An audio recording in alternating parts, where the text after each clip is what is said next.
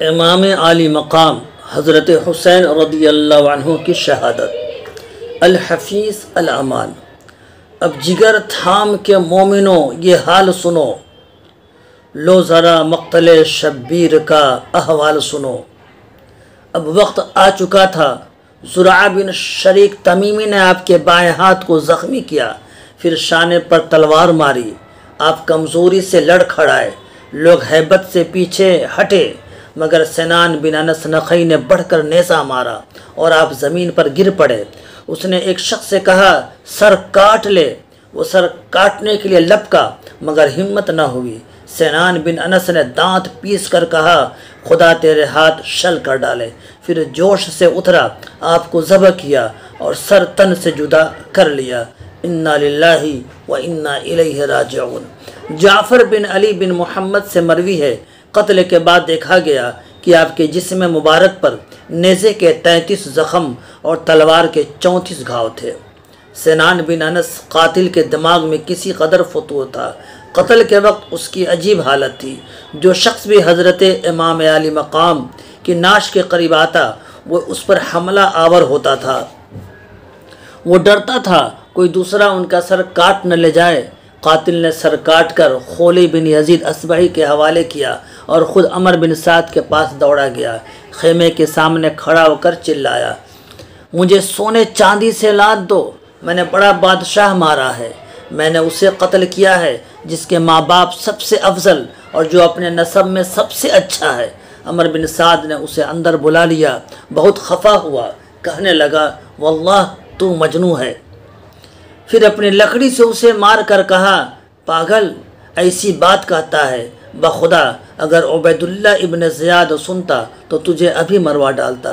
ابن جریر کے حوالے سے۔ قتل کے بعد کوفیوں نے آپ کے بدن کے کپڑے تک اتار لیے، پھر آپ کے خیمے کی طرف بڑھے۔ زین العابدین بستر پر بیمار پڑے تھے۔ شمر اپنے چند ساتھیوں کے ساتھ پہنچا اور کہنے لگا اسے بھی قتل کیوں نہ کر ڈالیں، لیکن اس کے بعد ساتھیوں نے مخالفت کی اور کہا کیا بچوں کو بھی مار ڈالو گے؟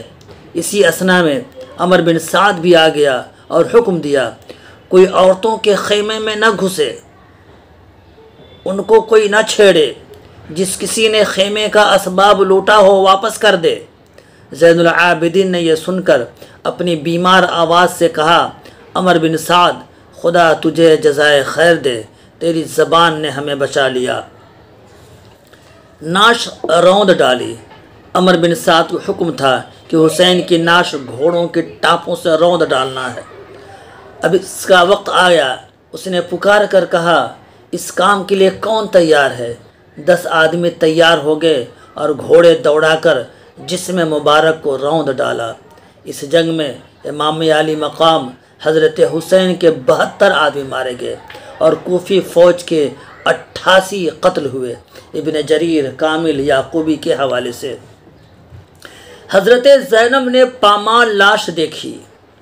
دوسرے دن عمر بن سعد نے میدان جنگ سے کوچ کیا، اہل بیت کی خاتونوں اور بچوں کو ساتھ لے کر کوفہ روانہ ہو گیا۔